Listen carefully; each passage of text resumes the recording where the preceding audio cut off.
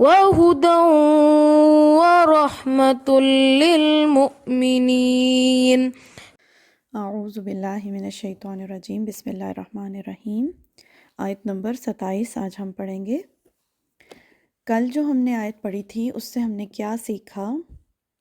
میں ایک مثال سے آپ کو بات سمجھاتی ہوں۔ دیکھیں، جب کوئی مشین خرید کر ہم گھر لے کر آتے ہیں، کوئی بھی مشین، اس مشین کے ساتھ اس کا ایک مینول آتا ہے۔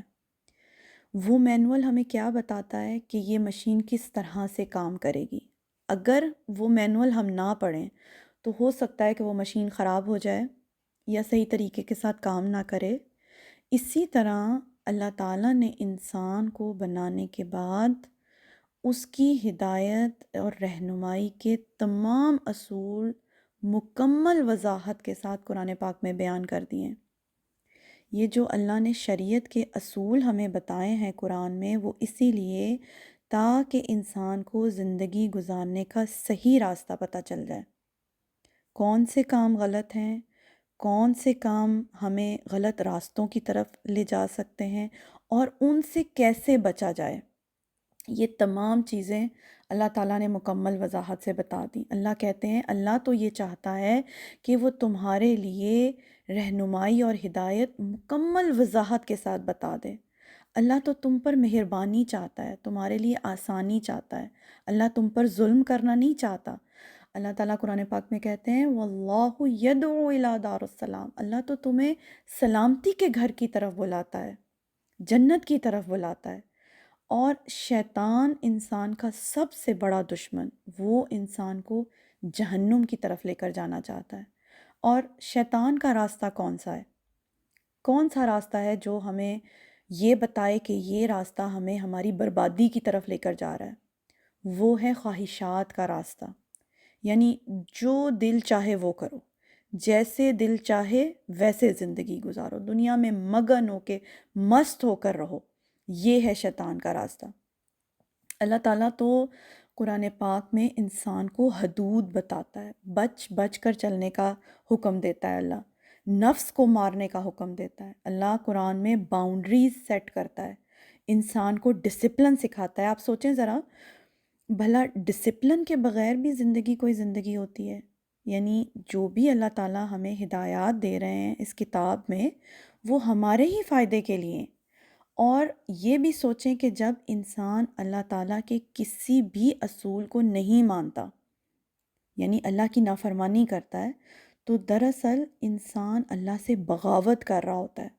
سوچیں ذرا، انسان کی کیا حیثیت ہے، کیا اوقات ہے انسان کی، جو وہ اپنے رب سے بغاوت کرے۔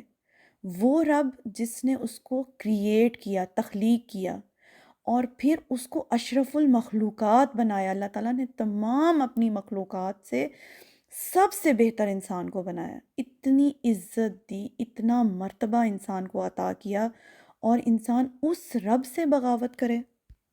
اللہ تعالیٰ قرآن میں بار بار کہتے ہیں کہ اللہ تو تمہارے اوپر مہربانی کرنا چاہتا ہے، لیکن وہ لوگ جو اپنی خواہشات کے مطابق زندگی گزارنا چاہتے ہیں، یعنی جو دل میں آیا وہ کیا، کوئی حلال حرام کا ڈسپلن فالو نہیں کیا، ان کا انجام بھی اللہ تعالیٰ نے بہت ہی وضاحت کے ساتھ بتا دیا ہے۔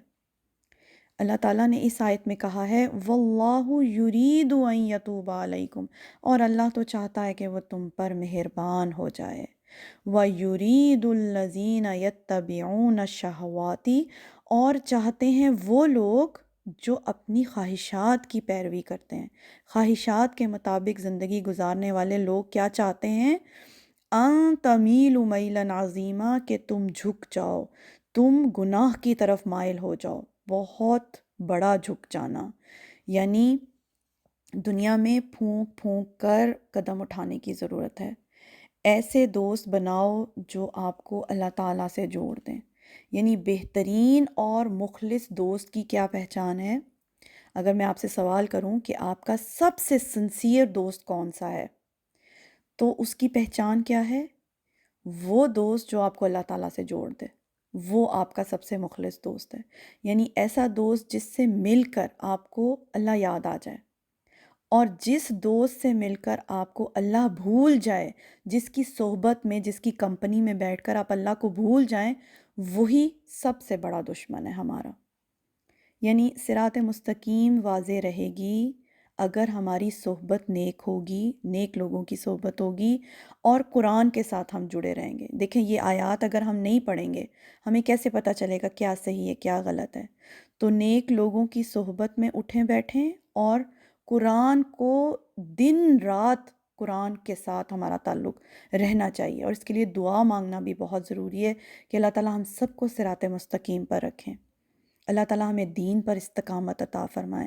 نبی صلی اللہ علیہ وسلم بہت زیادہ ایک دعا پڑھا کرتے تھے، مانگا کرتے تھے، یا مقلب القلوبی ثبت قلبی علی دینک، اے دلوں کو الٹ پلٹ کرنے والے، میرے دل کو دین پر جما دے۔ یا مقلب القلوبی ثبت قلبی علی دینک۔ آمین یا رب العالمین۔